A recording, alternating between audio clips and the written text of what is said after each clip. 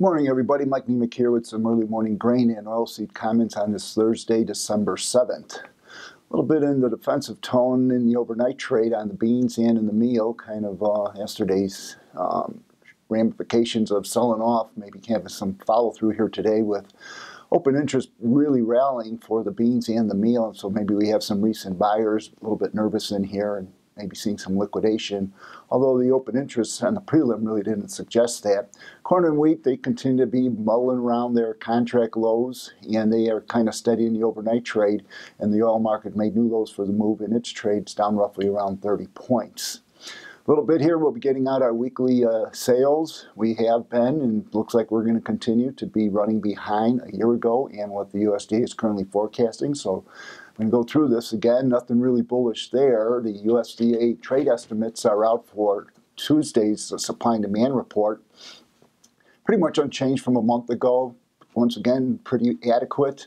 Maybe looking for a little bit of a rise in the bean and in the wheat carryout versus a month ago, and just a small decline in the corn. So once again, nothing really too bullish there.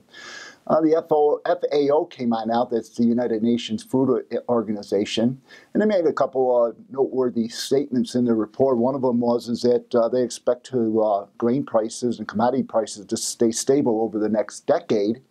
And then they were also talking about where the cereals output in 2007, the supplies for the world are at an all-time high. So once again, that almost goes with that baseline that the USDA came on out, where we're not really seeing much change in carryouts, and there too it's somewhat of a non-bullish environment.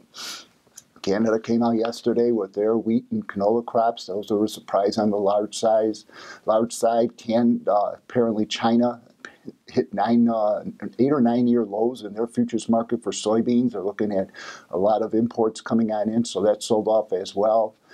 The cash markets are still seemingly weak, and maybe even getting a little bit weaker for the beans. We apparently had some good bean movement over the past couple of days with the rally that the bean market saw, and we're also getting some bean movement down in South America.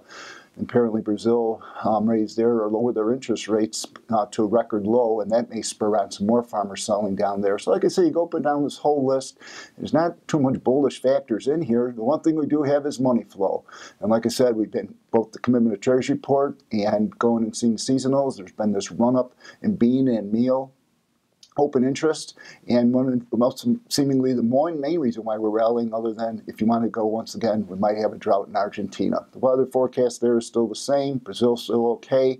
Still seems like it's way too early to get too much involved with it. But once again, when we come out with the commitment of traders report tomorrow, we'll still show that the trade is long the oilseeds and short the grains. But once again, it's more money flow than anything fundamentally bullish. Once again, these are my opinions, not that of ADM or ADMIS. Thank you.